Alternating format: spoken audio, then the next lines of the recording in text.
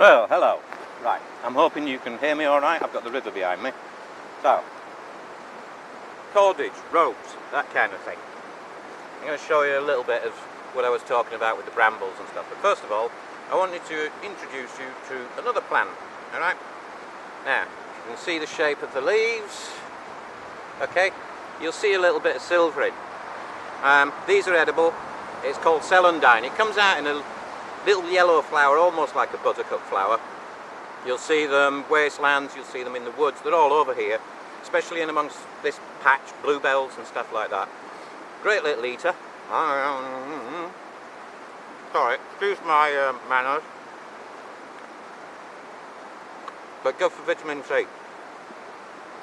But it normally has like a little silver rounding on the leaf. I'll see if I can get a photograph at some point, or a better bit of film footage. Anyway, a bit crunchy because I've just eaten some of the gravel. Celandine. Grows in its own individual little clumps, but normally grows as a mass. There's piles of them around. Tastes fine, just tastes like eating leaves, alright? Right, cordage. Quick lesson on cordage.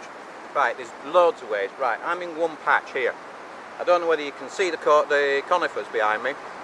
One easy cordage that you can get is to dig down just to the base of the trunk, and you'll find very fine pliable roots, very fine. Those are great. I'm not going to dig at them because I don't need them, but they're just below the surface. You've probably dug up conifers in your past and you'll come across them.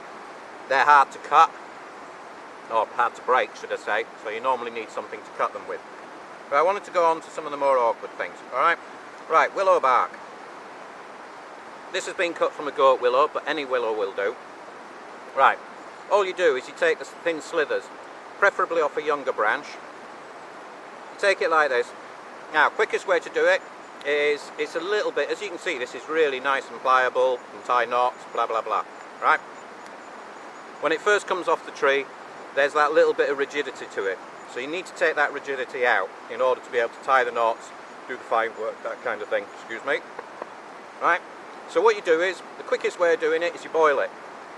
Put it into a large pan, boil it, and you'll come out with this. Right, you can coil it right up into around my fingers like that. The other way to do it, which is the way I've done it with this, is you can just steep it in cold water, preferably 48 hours, maybe a little bit more. So if you're in one location, you're not going very far, just put it in the stream, put it in the river, make a puddle, but just steep it in water and just let it sit there in the cold water, and that's what you get. Now, this can be used for all kinds of things. You can make belts with it if you get a long enough strip. You can use it for finer work, so you can actually, I actually did this without a knife. I got this, I'd already cut some branches, and it peels away off the trunk real easy. But what you can do is, once you can get your fingernails in there, you can actually split it down into a finer cordage, and this one isn't going to want to do it. This is a problem of doing right, here we go. So you can strip it down and you can get finer pieces, and that can be used for finer work. I've also used it where in the past, if I've had a cut or an open wound or something like that, you can use it and bring it round as a tie-off for your dressing. So you can use the old man's beard that I showed you before. You can use any moss really, anything that forms a carpet. Docks are brilliant. If you've got bad bruising and you want that bruising to go down, possibly around an open cut or something, then wrap some docks around it, whack some moss etc around it, or just use the dock leaves, and then you can use this as strapping. You can use it ornamentally if you wish. But to show you the strength, alright, I don't know whether you can see here, I've put 2 cross pieces in the ground. This is really quick. If I was in a long-term situation out here, I'd make it a lot more intricate and delicate, right, fancy. But this is just something quick. Now, this limb here is actually a growing tree, alright, with a little bit of natural bend in it already. But for me to keep this on the ground, I have to put my body weight on it, okay? So all I've done, nice bit of ash, you can tell by this grey, brown, smooth. Let's have a look, take a look. I did have some lying around here. That's how you can tell ash, alright? That browny, smooth thing. So it's a piece of ash, Good thing with ash is if you just break it over a tree stump or something, it'll generally break into a point. Spike that into the ground, cross it with another piece, have this underneath. But this is the willow bark, and that really is a body weight branch. I have to hold that down physically to keep it there. But as you can see, the two cross pieces tied into place with, I think it's 3 bands of willow bark. Fine. Now the thing with cordage is you can use it anytime. You don't have to be in a survival situation. I use it down the woods. I very rarely use string, cord, rope, and it just gives you that comfort that if you know how to make something for fastening, cordage, etc., it just gives you a really basic essential that you can build shelters beautifully. And this actually, a similar way of doing this, and I'll show you at another point. You can use sprung trees like this, so you need your body weight in them. You can actually use them for traps, you can use them for fishing. So what you do is you put them onto a trigger mechanism, kind of similar to that, but obviously without the tied lashing. But basically you strap it down and you put it on a trigger system, which I'll show you how to make on a later film, and bait something, and when that bait is taken, one of the primary sticks is part of the trigger. So when they take that bait, it collapses the trigger. What happens, you've seen it on movies, what happens is this branch is released, goes sailing up into the air. You've possibly got a net or a plastic bag or anything you can find underneath, and whatever took the bait is wrapped in that and it's hauled up into the bushes. Good thing with that is if you've got fox or something like that and it's a trap that you're going to set for a length of time, then you know that it's safe up there. Nothing's going to get to it. If you leave it on the ground, you're going to lose it. Anyway, by the by, that's moving on. So, bark, willow, any willow. This is from goat willow. Goat willow you'll find all over the marshes. Right? I'm rushing through it because it takes ages. It takes about 2 hours to load a 9-minute film.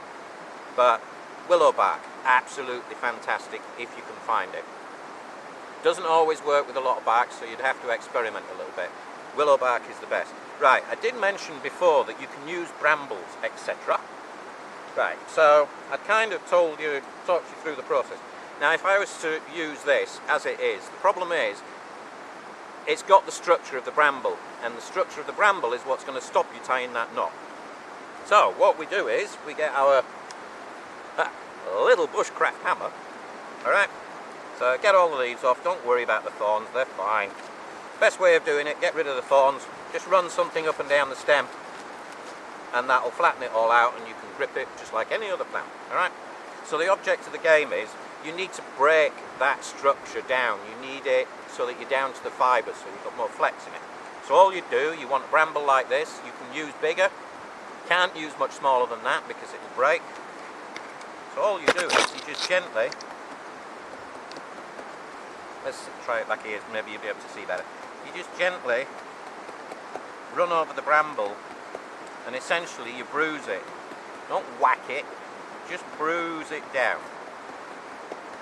Okay? Stones are better.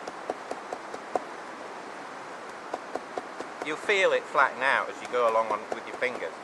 Do it both sides, and this basically brings it down to a fibre or a run of fibres, okay? You can boil it.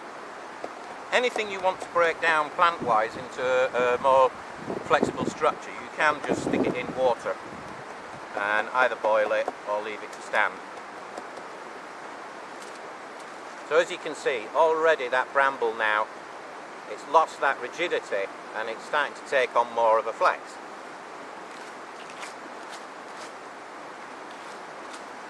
So we'll just keep going a little bit. So how are you all anyway while I'm doing this a minute? I'm out in the rain, it's a bit yuck, it's a bit dark, so I don't know whether I'll do any photography today.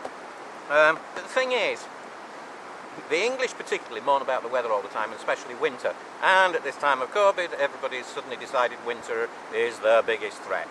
It's not. In actual fact, get out there. If it's wet and grey and cold and windy, what a lot of people are forgetting, and I think what society's forgetting, is there's an energy to that wind and there's an energy to that rainfall. And it makes us appreciative. I think modern society has lost that appreciation for what they've got, what they own.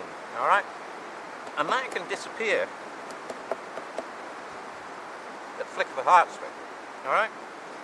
You could lose all that. And I'm not saying you will. I'm not trying to be doom and gloom and zombie apocalypse is about on it.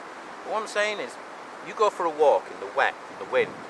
Yeah, you're going to be cold, but it's also invigorating. There's something about it.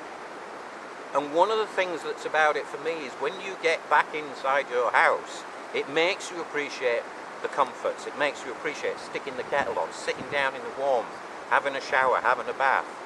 And I think we tend to forget that. And for me, the reason I like the old ways, and I practice the old ways in my work all the time, is because I always know, and it's happened to me in the past obviously, but I always know if I suddenly lose everything, or I get lost, I know that I can look around and I can find things that I can eat. I can use cordage, I can use all these bluebells if I really wanted to, slam them in a pan of water, boil it up, and I've got a sticky glue, right? Anyway, so get out there, forget that it's grey, don't be miserable about it, get out there, enjoy the rain, enjoy the cold, let it get into the system and make you feel good about life and make you appreciate what's back at home. That's my opinion. Right, so as you can see, the structure's now gone, and you can work it with your fingers so you can get it to how you want to do. So basically, where it used to break, you can now actually wrap it. It's not as easy. It's better to boil it to get it out, because you will get brambles, you will go through that whole process and they will break. But it gives you that pliability, and believe me, it stays, and it stays for a length of time. And again, you could actually wrap that and tie it off, lash it off, okay? So that's your way you do brambles. Either you boil it, steep it in water, or you just gently run along it and bruise it. Right, another one I'm going to show you is honeysuckle. Now, everybody knows the honeysuckle flower, but if you walk around the woods at the moment, this is how you'll see it. Long strands with these tiny little leaves. You'll also see wild clematis. Now this honeysuckle is a little bit thin for making anything out of. But again, because you've got that structure, it's going to snap. So all you do again is you just run along its length and you just take that structure out so that you get back down to a nice flexi. Now I've made dream catchers out of honeysuckle and ivy. Another way, you can just, after you've bruised it, you can just run along it with your fingers and work it to get that flex. I know for a fact this is too thin up here, so what's going to happen at some point is it's probably going to break when I get down to the tighter knot, like that, you see.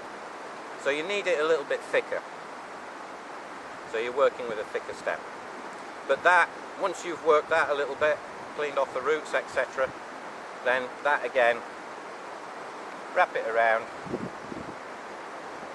just do a granny knot for the minute, but you can use it and you can lash, alright?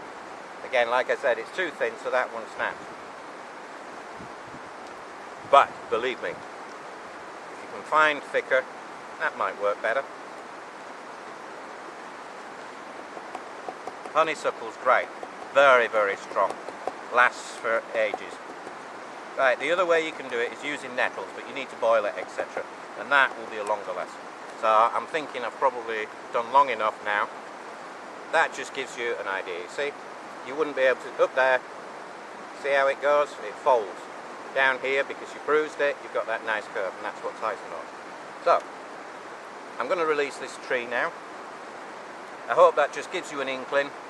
Willow bark is absolutely fantastic. So yeah, hope you enjoyed the bit of footage. And yeah, I'm going to go for a wander now in this beautiful, glorious grey morning and see what's about. And I'm going to release this. And I'm going to move out of the way, because once I've broken those things, this is going to fly up in the air, and that's where you use it as a trap. Alright, bye-bye.